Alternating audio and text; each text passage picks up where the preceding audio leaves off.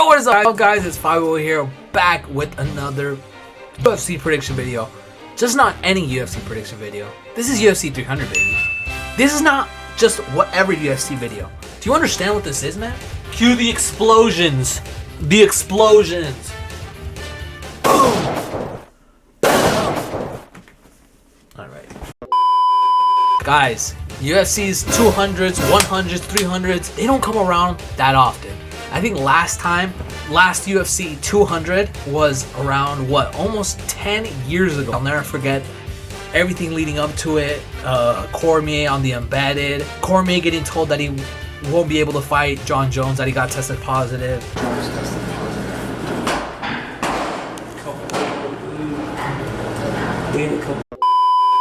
But then there were so many good fights on that card. Jose Aldo versus Holloway, I think, fought on that card. And Nunes versus Miesha Tate, and that's where Nunes got her title. And yeah, just a lot of good memories. Brock Lesnar versus Mark Hunt was on that card too. But now we are here in 2024, about to witness UFC 300. And ladies and gentlemen, like Dana White said, this might be the best UFC, best MMA card of all time. In another 10 years, UFC 400 comes out and tops this, I'll be surprised. But UFC 300 is here. Ladies and gentlemen, first fight of the night, we have former champion Deiveson Figueiredo versus Cody No Love Garbrandt. Cody No Love Garbrandt coming off an impressive win, looked like vintage Cody Garbrandt. That's what we love to see. Cody Garbrandt was one of my favorite fighters watching when he started to come up on the rise. He was just super entertaining, super explosive, super fast, everything you like to see in a fighter. And Cody Garbrandt kind of sort of fell off, lost that confidence. I feel like in his last fight, he definitely has got it back. But he is fighting a tough dude that is moving up in a weight division. That is Deiveson Figueiredo, the former champ. For the first time in I think like 4 years, he will not be fighting Brandon Moreno, which is amazing. He's moving up in weight class, and this is gonna be a good fight. Oh, and before I start, did anybody see that Dana White just announced the bonuses are gonna be moved from 50K to 300K? Yeah, every single fight, they're gonna kill each other. And we're starting out with this fight. Oh yeah, of course. Deiveson Figueiredo versus Cody Garbrandt. Both gonna try to get that bonus at 300K. They're gonna go out and kill each other. I want to say Cody Garbrandt's gonna win. I want to say. I don't know. I'm leaning towards Cody Garbrandt. I feel like he has given me some hope in his last fight. Deiveson Figueiredo, I haven't seen much. He hasn't been active a lot lately. He might be a little rusty coming back. So I have Cody Garbrandt by knockout. I do not know in which round, but since the bonuses are up, I'm going to keep mentioning that a lot during this fight, during this video, because it's super important, the bonuses. And I think Cody Garbrandt is going to turn into vintage Cody Garbrandt this fight, and he will win Deiveson Figueiredo. That is my prediction. Cody Garbrandt by KO. I don't know which round though. Let's go on to the next fight. Bobby Green versus Jim Miller. Bobby Green, a very entertaining personality. He has he's just a super likable fighter. Then we got Jim Miller. Jim Miller, most fights in the UFC, and I think most wins in the UFC also. And he also fought at UFC 100, 200, and now 300. They've been trying to make this fight for a very long time. It's finally happening at UFC 300. And after the press conference, these fighters were both very excited that the bonus got pushed up. So you already know this fight is going to be fire. It's going to be sparks. So who do I think is going to win? For me, it's a very even fight. I think Jim Miller's going to win. I just think Jim Miller's going to go out there. He hasn't lost in UFC 100, 200. And I don't think he's going to leave it up to the judges for UFC 300 either. Bobby Green is a good fighter. I feel like he starts off slow a little sometimes, and towards the ends of the rounds, he usually starts to heat up a little bit. But I think Jim Miller is going to win this fight. I think this fight might go to decision, or it might end in a knockout, either way. But whoever clips each other first is going to get that win. I just think that Jim Miller might get lucky during this fight and he might win. So I got Jim Miller winning this fight by KO. Don't know which round also. Jessica Andrade versus Marina Rodriguez. Jessica Andrade coming off a 3-fight losing streak. There it says last fight won, but no, she's coming off a 3-fight losing streak. That has to have something towards her confidence. You know, she was a former champion. She was on top of the world at one point, but now she's on a 3-fight losing streak versus Marina Rodriguez that is honestly one of the contenders in this division, the strawweight women's division. Who do I think is gonna win? I think Marina's gonna win. I think she might outstrike Jessica. She won't get the takedowns. Jessica's very good at that. But to make it quick, I think Marina Rodriguez is gonna win. I don't think Jessica Andrade has shown anything for me to like. You know, Jessica Andrade is a normal fighter. She was champ at one point, but she wasn't a very like good champ. Like, I don't know. I never saw her as a champ in my eyes. Marina Rodriguez is a contender in this division, so she got the height advantage. She's got the reach advantage.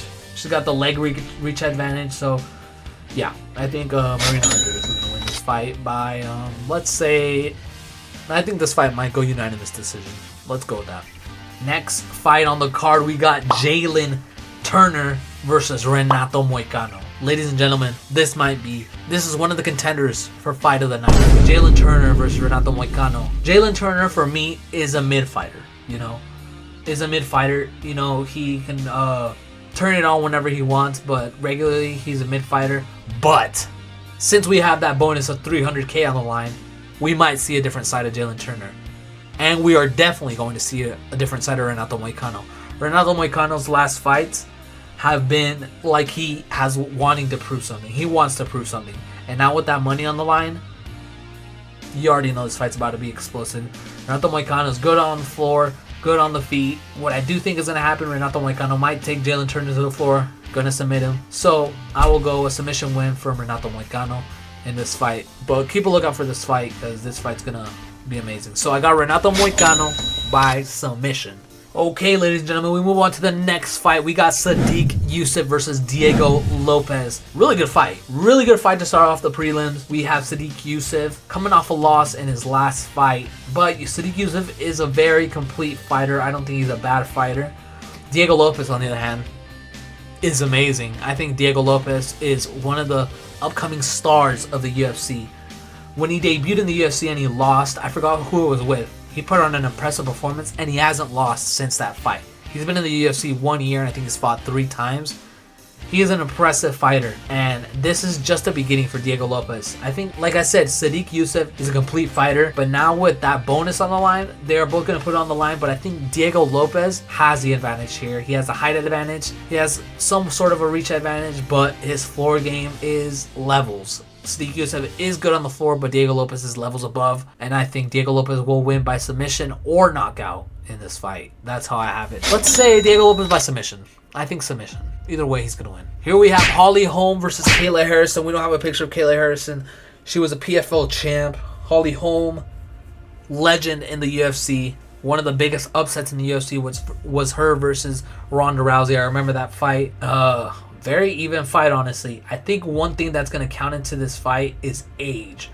Holly Holm is 42 years old. Kayla Harrison, how old is Kayla Harrison? Kayla Harrison is 9 years younger. Kayla Harrison is 9 years younger than Holly Holm. I think that's going to be a big advantage for Kayla Harrison. Even though Holly Holm is still physically fit, I just think Kayla Harrison has that. She's coming off of being PFL champ. She's making her debut in UFC 300 with the bonuses on the line. I think she's going to go all out. I think this is a once-in-a-lifetime opportunity for Kayla Harrison to prove herself, and she's going up against a legend in Holly Holm. So who do I think is going to win? I think Kayla Harrison's going to win. How she's going to win, I don't know. It might be by a knockout. Most likely, it will be by submission. So I'm going to go Kayla Harrison win by submission.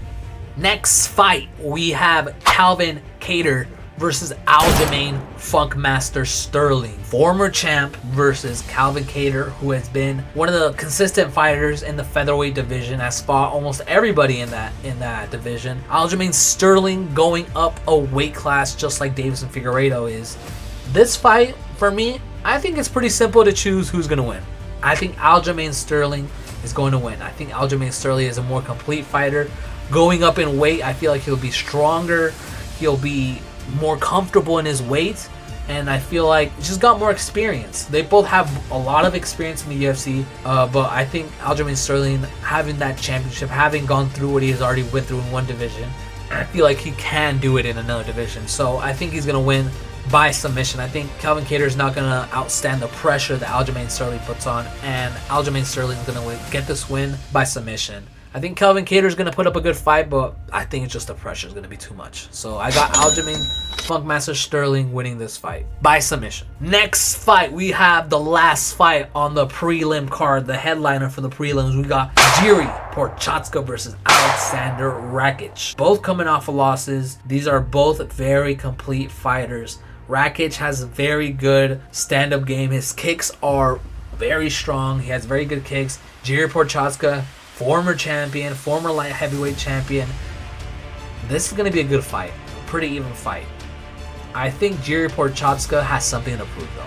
I think coming off of that loss versus Pereira, I think Prochazka needs to come out with a different mentality. And if he does, this fight will be gruesome. Because I don't think Alexander Rakic is going to back down from a fight with Jiri Prochazka. They're both warriors. I think this might be a bloodbath of a fight. Who do I think is going to win, though? I think the Samurai is going to win. I think Jiri Prochazka is going to win. It's going to be a good fight. It might go the 3 rounds. It might go to a unanimous decision, and that's what I'm going to choose. I'm going to go Jiri Prochazka, a good bloodbath fight all the way until unanimous decision. I don't think either one gets knocked out or submitted. They're going to go all 3 rounds, and they are going to they're going to fight it out. I think Prochazka's going to get the better of him, though. So I got Jiri Prochazka by decision, unanimous decision. Next fight on the UFC 300 main card, we got Mr. Bo Nickel versus Cody Brundage.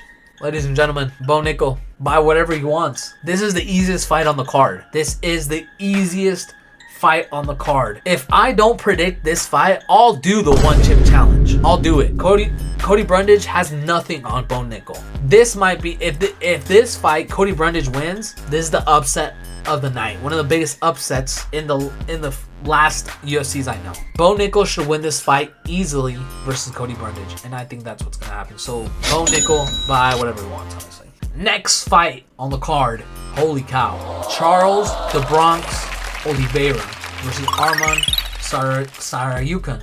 What a fight, ladies and gentlemen. This is going to be. Charles Oliveira, one of the greatest fighters of all time. One of the GOATs in MMA versus an up-and-comer like Arman Tsarukyan. Contender versus legend. Who do I think is going to win? This is going to be a good fight. But in my opinion, ladies and gentlemen, I think Oliveira will do the same thing he did to Beneil Dariush, and the pressure will be too much for him. But if Charles Oliveira decides to be dumb and fight this standing, there will be no fight. Arman will knock Charles Oliveira out. Oliveira has to be smart, calculated, and he needs to go out there and finish this fight. We gotta remember, there's 300,000 bonuses on the line. So you already know these fighters are gonna go with it all. But if Charles is smart, he could get the submission of the night with this and get a 300K.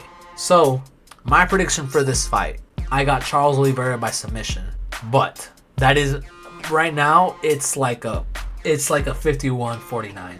This fight is very close. It's a very good fight.